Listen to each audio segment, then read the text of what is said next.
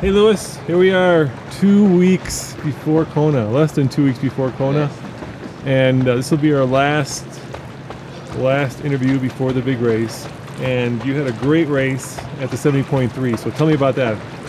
Well, I had a good swim and a really good run, and I was really happy about my run. The bike was a little disappointing, but that's okay. It's hilly course, not my cup of tea. So I was really looking forward to Kona, but then an old injury reappeared. Yeah, the very first time I talked to you, you were injured and you were working your way through it, and guess what? It came back. It came back, which is common. It's, it's the road to triathlon. So what happened? You said that you think it was a downhill course. Tell me about the injury first and then tell me what happened.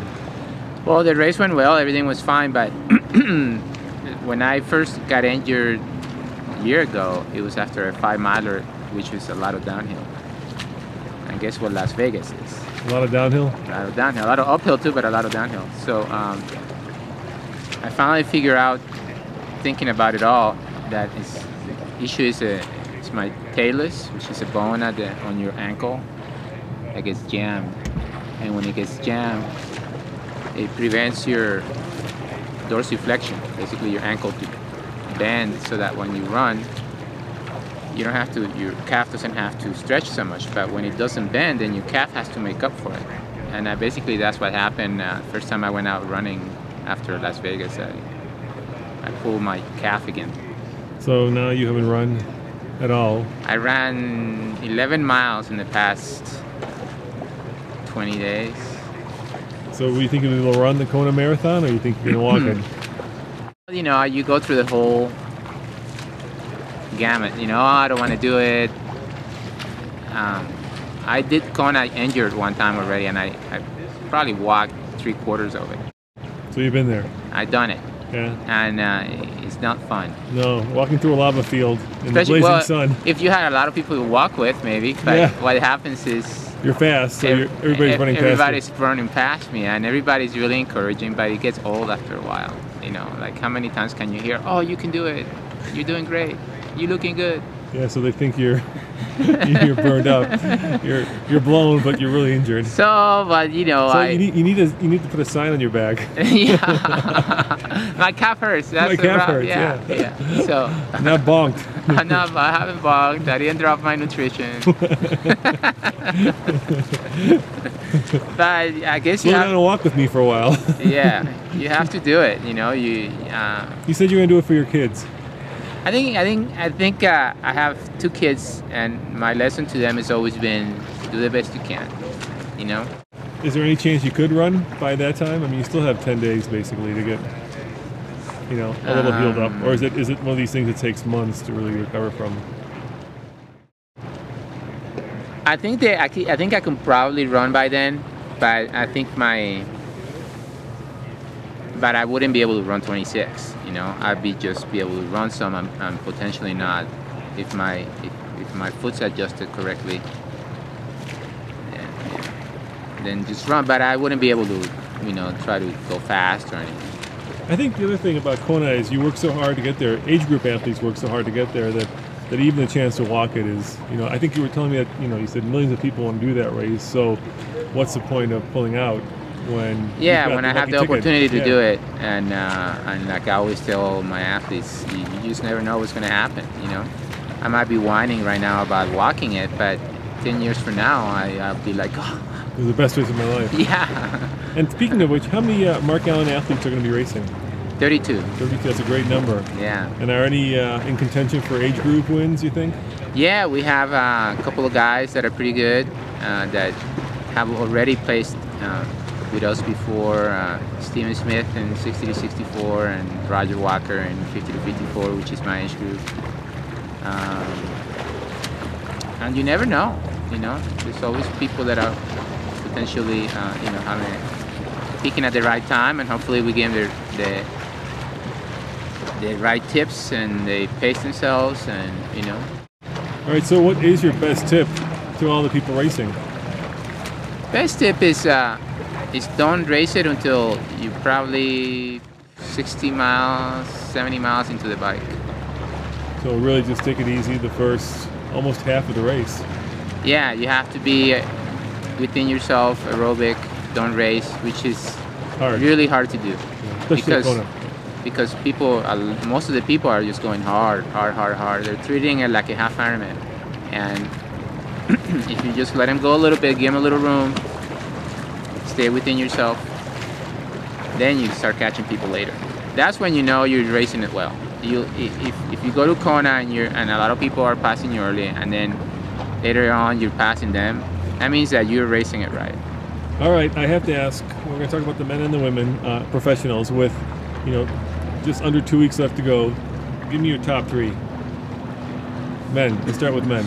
I haven't had much time to think about it. Yeah. Okay. But you have to take into consideration Craig Alexander, obviously. Coming off a victory at the 70.3 Worlds. Yeah, I mean, he's really confident about his bike. And he's got a lethal run, and he's got the experience. I think he was running just 5:30s in Vegas. Yeah. Which is amazing after Yeah. swimming and biking. Yeah. So you have to, and with his excellent bike split in Vegas, you have to give him the nod. And he's won before. He's won before. He's got the He knows experience. the course. Knows the course. And he's hungry because last year, Yeah, he's already there training. Yeah. So I have to put him in. Then of course, Raylard. Yeah. Andreas is going to be tough. I will have to give Alexander the nod Over Raylard. over Raylard, even though Raylard probably hasn't quite hit his potential. The one negative is that Alexander is 38. Yeah, he's getting up there. If he wins, he'll be the oldest champion. To do it. Overcoming Mark. But then again, Lance Armstrong proved this weekend that at 40 you can still be top 5 at Xterra with some pretty darn good competition. Yeah. So maybe the age isn't that big of a deal. Oh, he didn't win though. He didn't win, no. But he was right behind Conrad, which is pretty impressive. Yeah.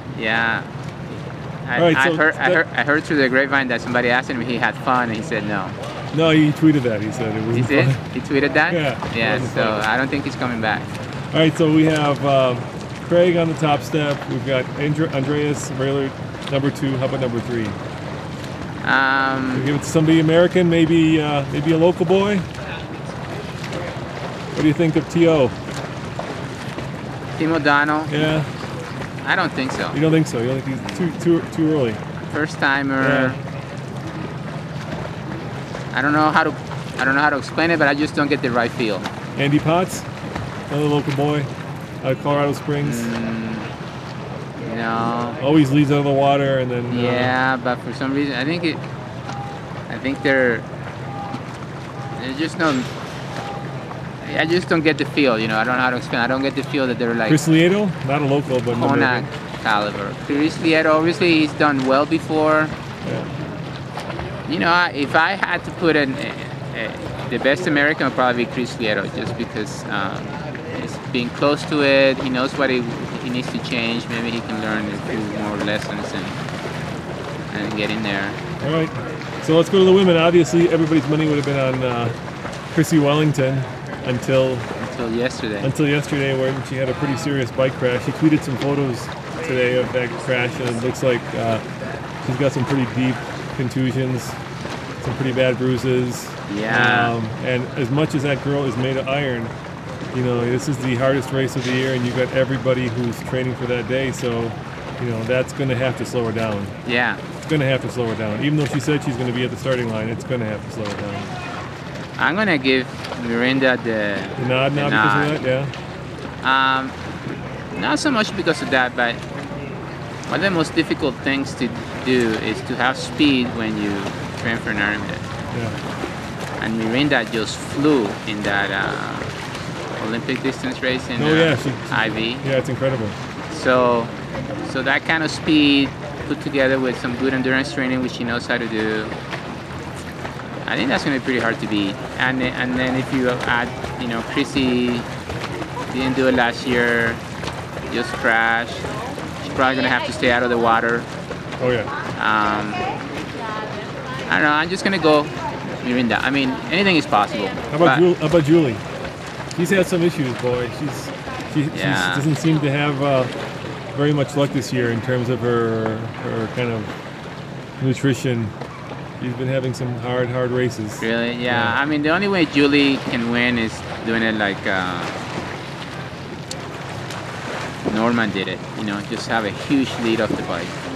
And I just don't think that, you know, Wellington is even riding just as fast. Miranda's close. She needs to like be able to open up that gap because I don't think she has the running ability. I think the dark horse of this year's race is Caroline. She took second last year, the Swiss triathlete. Yeah. I think she's won every race, or pretty much every race that she's entered this year so far. Yeah. And she's healthy, so I wouldn't count her out. She might be good for third.